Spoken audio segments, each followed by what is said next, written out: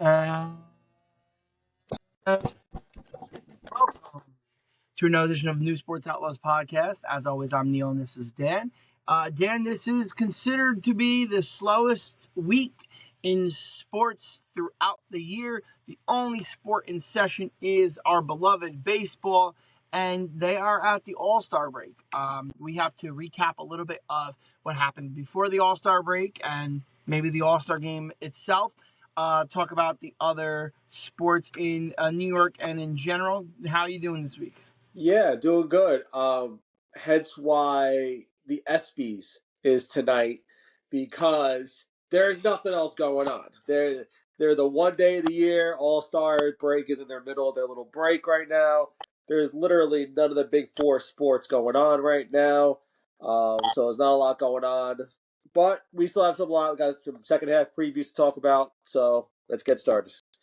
Um, First, note to any of the viewers out there watching our podcast and scrolling through to see anything about their favorite team. We had a little bit of a technical glitch last week, so we were in the midst of our fantasy podcast segment.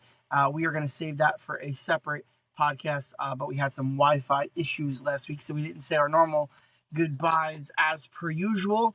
But what we were talking about last week was the Yankees leading into the All-Star break was a big topic of conversation.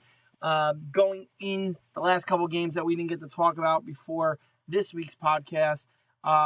Yankees finished the All Star break two back, 5-5 in their last 10, and it just seems like it's a roller coaster. But I think that is the normal for the baseball season. Yeah, I mean, if we were to kind of talk about, like, ask where, like, if we'd ask ourselves, I guess, 3 weeks ago or so, where if we'd be in second place by the All Star break, I don't think any of us would have even came close to predicting that.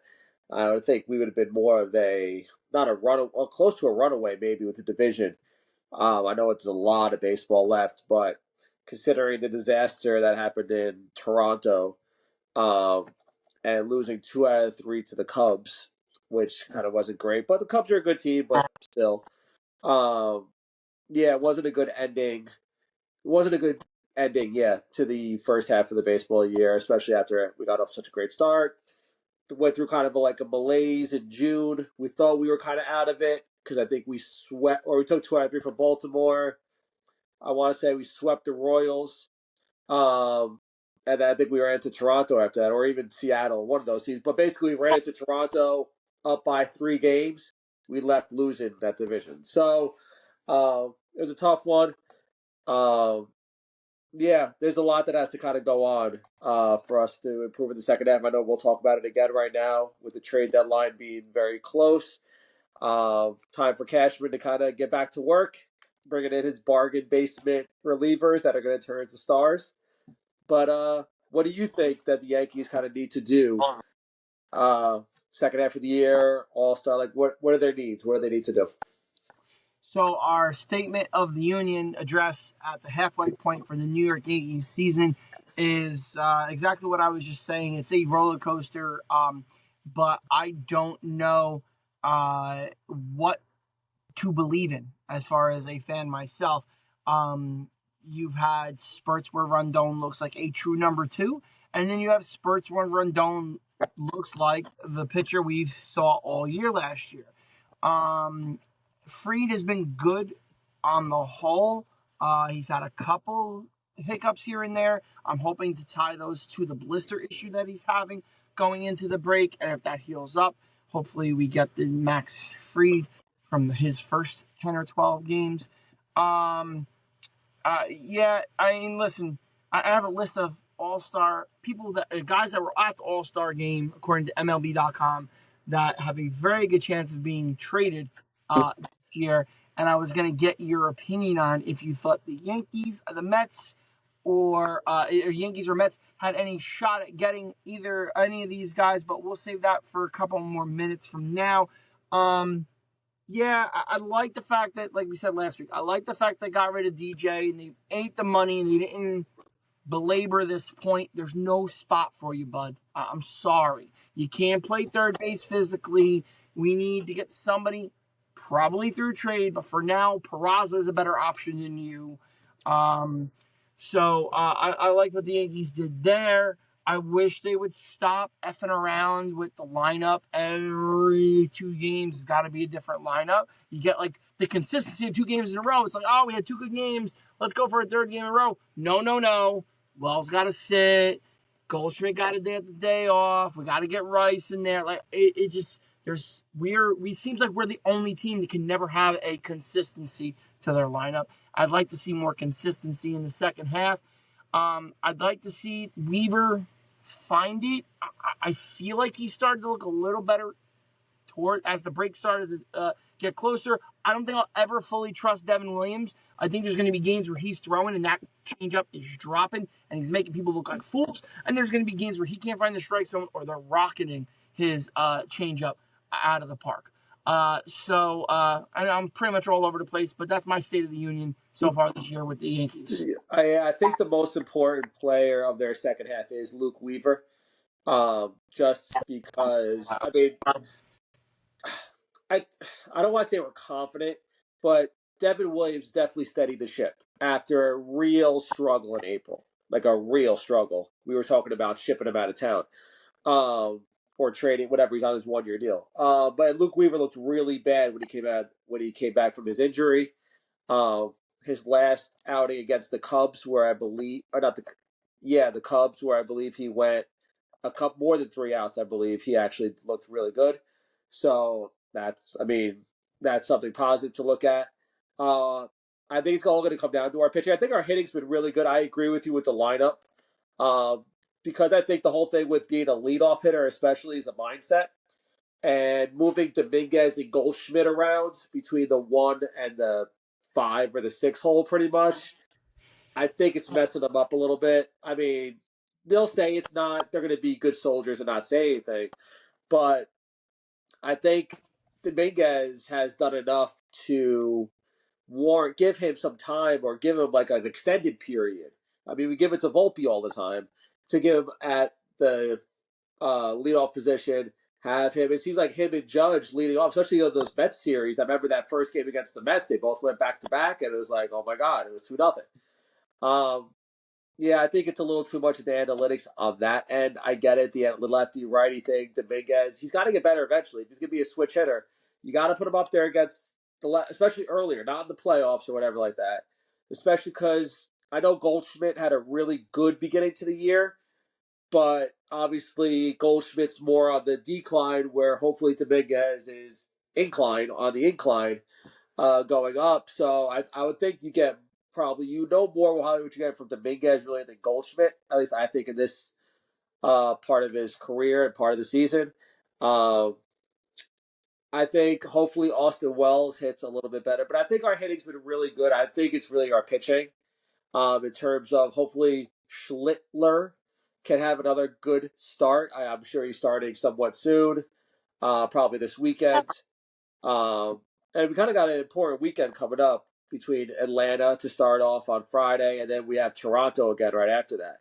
Obviously, that Toronto series is huge because they just kicked our asses for 4 games pretty much in Toronto. So I think they're back at the stadium. I'm not sure if it's in Toronto or the stadium.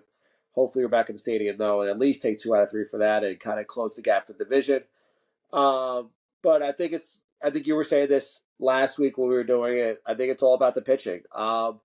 We don't know Luis Gil. He's kind of like in his spring training right now, but hopefully Luis Gil can come back. Rodon, I know what you were saying. I mean, he's looked okay. He's looked pretty good.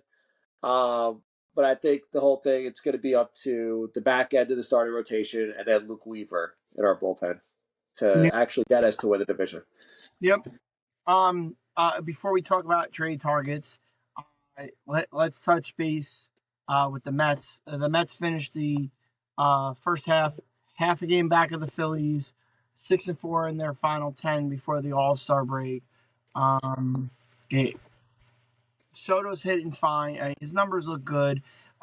Listen, I promised myself when we got on the podcast tonight I wasn't going to rail about what you and I talk about normally, but I will mention that I think Salicata might be the worst W they have going. I'd rather have Laurie Rubenstein or whoever that is, or Danielle McCartan in his spot. He is so hard to listen to.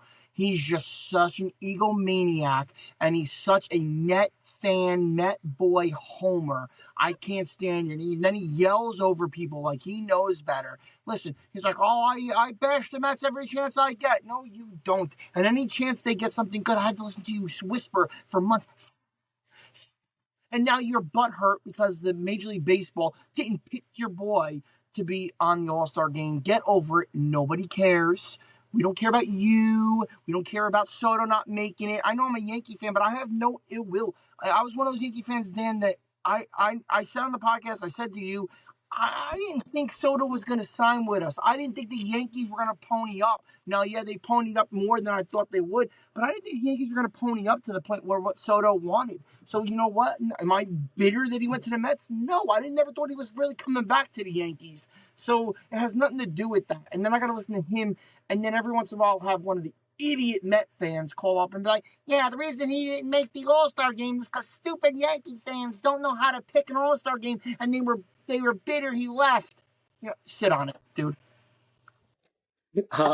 Yeah, I agree with that. I think Sal's just kind of trying to make a name for himself out there to kind of get his little shtick in there. I don't know what shtick he's trying to do with his Soto or his King Cohen crap.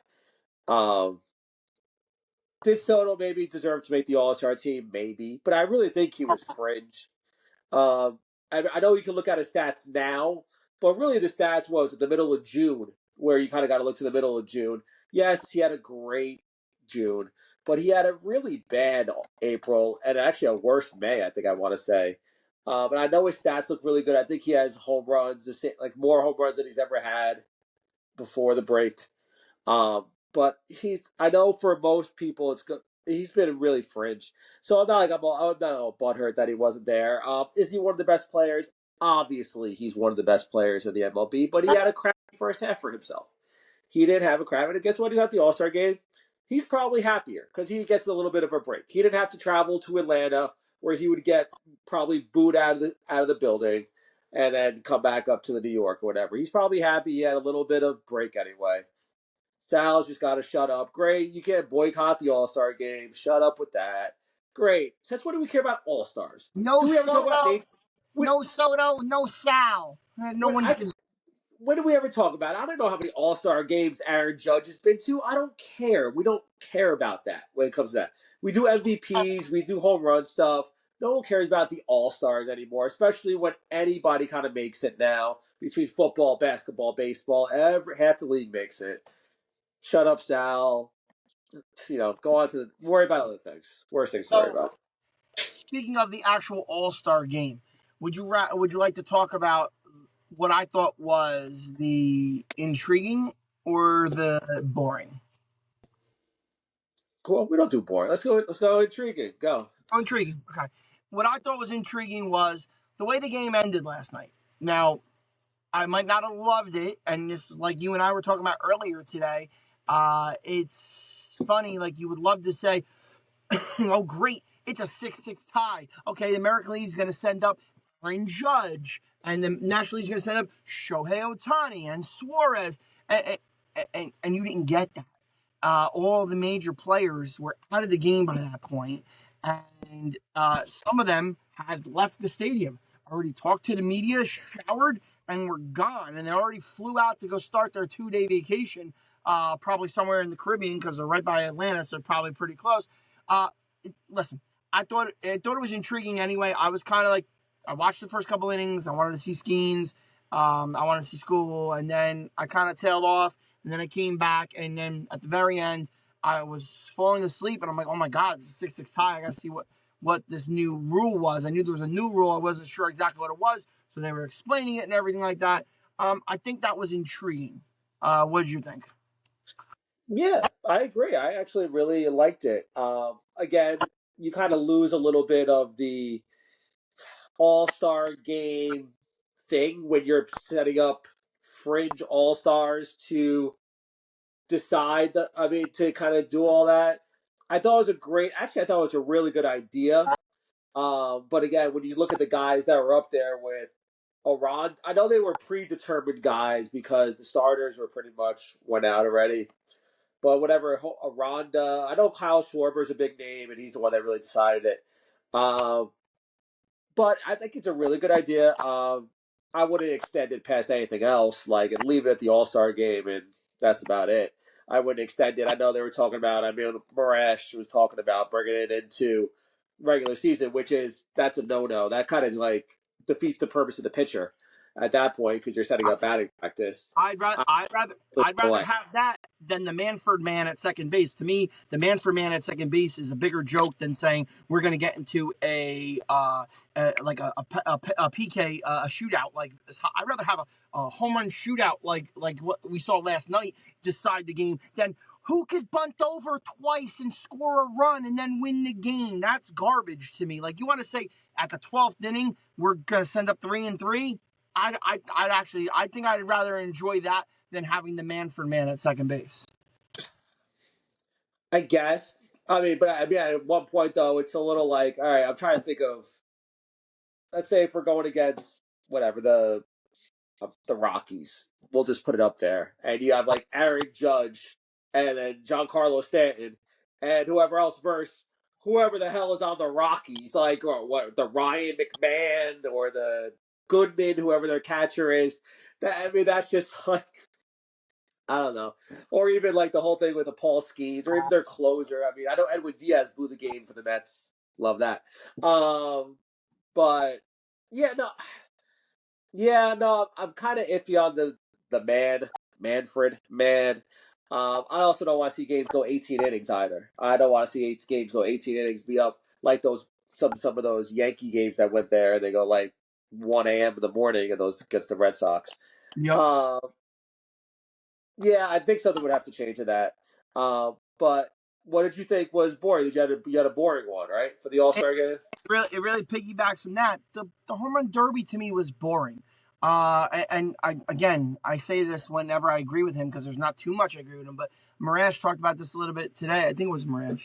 No, actually, it wasn't Marash. Here's who I agreed with: Sal, who I never agree with, and I think he's the worst personality in WFAN. I'll reiterate, but he was right. The home run derby has lost its luster. It's becoming the dunk contest of Major League Baseball. To have the timer, go back to the 10 outs and stop this nonsense of how many pitches you can get thrown in and then people are sweating and dying. Have where we used to have Chris Berman doing the announcements and it was 10 outs so you could walk and then we could like revel like some of these guys hitting over 20 homers. It'd be nice to like feel the excitement. You get none of that excitement because you're like, nope, next pitch, gotta go. There's a timer. To me, that lowers the excitement of the home run derby. And again, like the dunk contest, your best players aren't hitting in the home run derby. No Shohei Ohtani, no Aaron Judge, no Pete Alonso, who apparently loves the home run derby but didn't do it this year. So we're not getting the best players in it.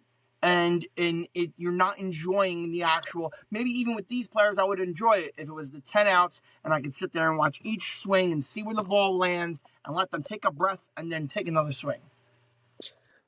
Yeah, the timing thing is definitely a little weird, especially because with the pitchers, usually it's a family member that gets to pitch them or like an old. Usually they give something from like the past. Usually it's not someone they kind of work with currently. Normally someone from the past that they're kind of working with.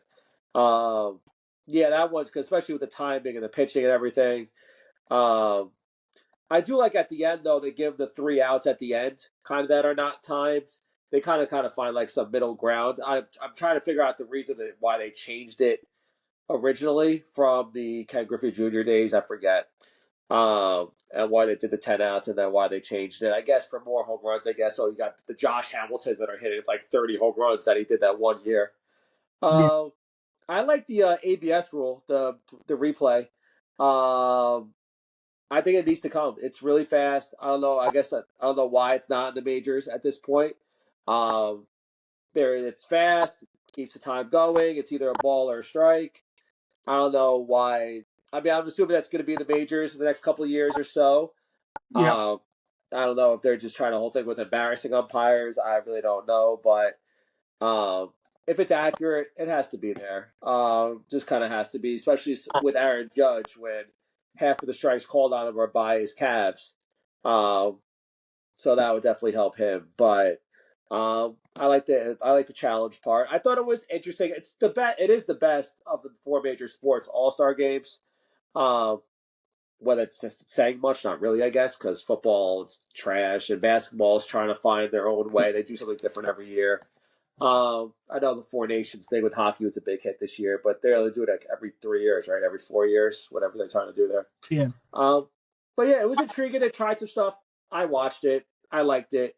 Again, there was a couple boring things, but again, that's what happens when the best people aren't playing or trying or whatever it is. All right, I got 6 names. MLB.com did an article today of all-stars, guys that were at the all-star game that could very well be moved. Just let me know you think Yankees, Mets, or pass. You'd pass for either one of those teams. Ryan O'Hearn, first baseman outfielder from the Orioles. This year he has 11 homers and batting .286. Interest you for either team? No, that's Neither. where they're good at first base. DH, both teams are fine. What about Mackenzie Gore, Washington Nationals pitcher? He's a lefty. He is 4-8, but has a 3.02 ERA. He's got 110 innings so far this year. Intrigue. He's been really good. He's been really good. I doubt Washington trades within the division. So I mean, I guess you can look at it from the Yankees' perspective. I don't think they're going to go out and get him. I know he's a big strikeout guy. He gets a lot of strikeouts. He's actually really good.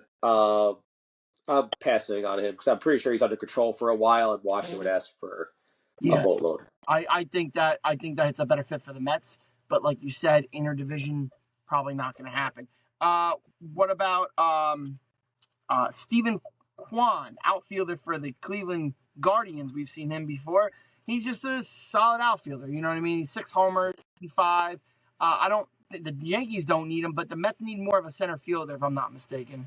Yeah, I don't know if Kwan's going to play center field. I know they love Tyrone Taylor out there. I know he's a stud at the center field.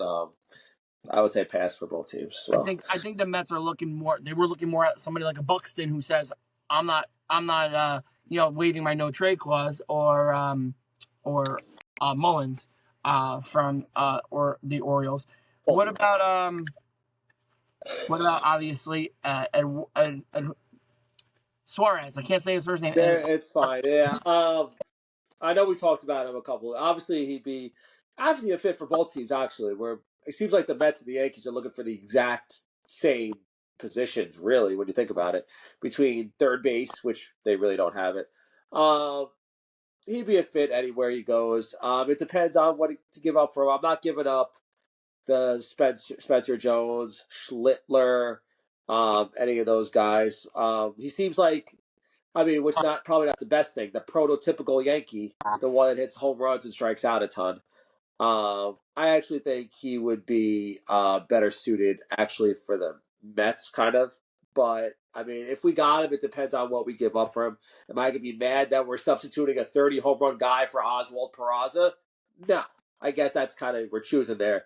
But it depends on what we give up. We can't give up any of our major prospects. I would say for both teams, I guess.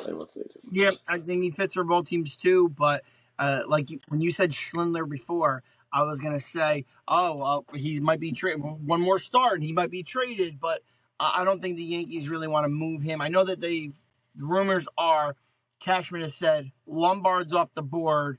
Let's make a deal somewhere else. So that may be their only untouchable. I know there's been rumors about Spencer Jones. They don't know how great he's going to be. Could he be 80% of Aaron Judge? That's his ceiling, but he could be as low as Joey Gallo. So maybe you sell high on him before he has no value either. So maybe that the option is to try and trade him. Somebody who could not be traded, Dan, in the NBA is Bradley Beal, who agreed to a buyout today, and he already has said he will be going to the Clippers for 2 years and $11 million. Hey, listen, the Clippers played a lot better than I thought they were going to play last year. And now you give them another scorer. Could they be okay? I guess they could be okay. It all depends on if Leonard stays healthy. If Leonard stays healthy, they'll be pretty good. If not, No, they were really good last year. I think they were top four. I want to say they were the fourth or fifth seed last year, which is really good for them. I obviously don't Harden played believe well any. last year. I don't believe. I know James Harden played better last year, but obviously the playoffs, I don't believe anything with him. So does this make them contenders? No, but they lost. They traded. I'm sorry, Norman Powell in the offseason to Miami. So they bought in. So instead of paying someone $20 million a year, Bradley Beal's only going to be making $5 or $10 million. I forgot it's 2 for 11 or 2 for 21. I forgot which one it was. But he'll be a lot cheaper, and he could shoot. I mean, obviously, I don't see anybody. I mean, James Harden doesn't really. I mean, I don't think James Harden can really work well with a really good player. Um, but if he's a good shoot, and he can hopefully learn to play off ball. He's a decent pickup for as cheap as they got him. Are you ready to say Cooper Flag is the real deal? He looked really good in summer league, but they shut him down.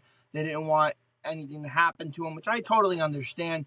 And he looked pretty good. But what do you think? No, he's a stud. I mean, he fell into a great situation there, especially if Kyrie Irving can get healthy and Anthony Davis can stay healthy, which he's never done, like almost ever. Um, but even if they weren't there, Cooper Flag is still their franchise player. He's a big guy. He's a 6'9", 6'10" guy. He can handle. He can dunk. He's a stud. He's gonna be probably maybe next year, 2 to 3 years, gonna be an all-star. Him and Wembanyama gonna be running the league. Yep.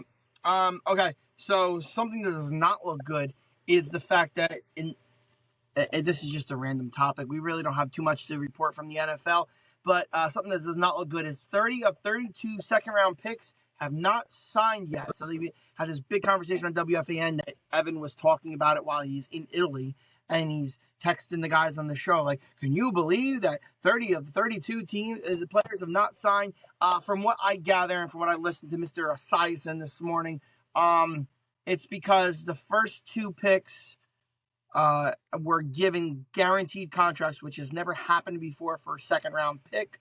And now the rest of the picks after the first two picks want to keep that going, want to get a guaranteed contract, which is not usually the case, or some guaranteed language in the contract. So I guess that's why the rest of them have not signed. Yeah, I couldn't tell you. Are all the third and fourth round picks? I guess they're signed, I or most of them, right? I believe so. I mean, the I only feel news like we I've would have heard, heard something with your boy Sketabo if he wasn't signed or I, I whatever it was. I didn't hear yet, but the only thing I've heard about not signed are the 30 of the 32 second round picks and the Cincinnati Bengal defensive player who's not signed. And that, again, although he's a first round pick, has to do with about guarantees and void language in his contract. I was doing research today, but he apparently has found a loophole in the NFL. That was my other NFL topic. He has apparently found a loophole that he can actually go back to college, play at Texas A&M, and then enter the draft next year, which I guess they're saying he's seriously considering. So that's another thing. I, I guess if he's going to be making that nil money, from wherever he said, you said you said Texas A&M, or I don't know, I forgot. I heard about this too. Yeah. But I guess if he can get that, if he's not getting his contract figured out, I guess go back into it and then maybe it'd be better. I don't know. But it's going to be one of those things with those second round picks where if something happens to the one, they're all going to join. I mean, you got actually training camps start next week. I want to say NFL training camps start at the end of July. So either next week or the week after. So obviously they got to get into camp. It'll be one of those things that we hear about soon, then where something happens and then every one of them will sign real fast. Yep. Okay. Dan, that's all my topics for this week. You didn't want to talk about the Knicks' last two-way roster spot? No. Until there's any solid news, There's no definitive. I'm gonna wait on judgment there. You don't have a opinion on Ben Simmons or Landry Shamet. You don't have any. Whoever it is not gonna play all that much.